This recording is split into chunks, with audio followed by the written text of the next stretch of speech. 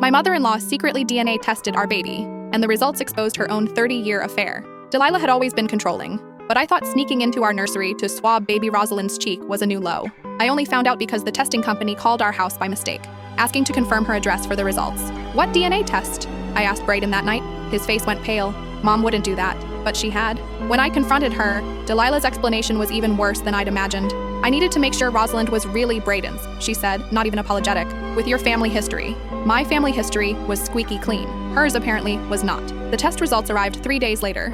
I intercepted the mail and opened them, expecting to see confirmation that Rosalind was indeed our daughter. Instead, I found something that made my hands shake. The test showed that Delilah wasn't Brayden's biological mother.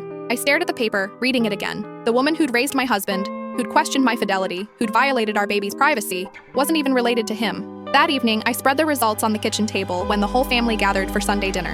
Crawford, Brayden's father, was cutting into his roast when I cleared my throat. Delilah, these came for you today. Her fork froze halfway to her mouth. What are those? DNA results. Turns out you're not Rosalind's grandmother after all. The room went silent. Crawford's knife clattered to his plate. Brayden grabbed the papers, his eyes scanning frantically. This has to be wrong. Read the fine print, I said calmly. It shows maternal lineage. Delilah shares 0 DNA with our baby because she shares 0 DNA with you. Crawford's voice was barely a whisper. Delilah? The color drained from her face.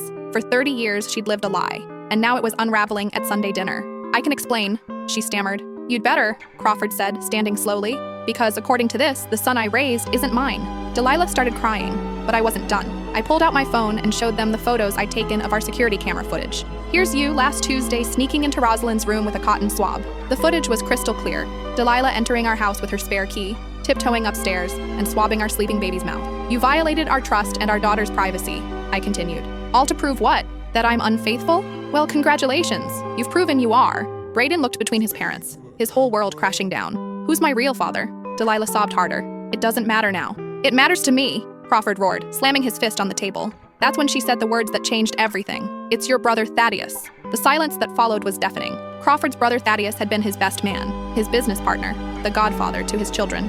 30 years, Crawford whispered. 30 years of lies. But then Brayden's phone buzzed. He looked at the screen and his face went white. What now? I asked. He held up his phone with trembling hands. Thaddeus is at the front door. I couldn't fit what happens next in this short video. Watch the rest down below.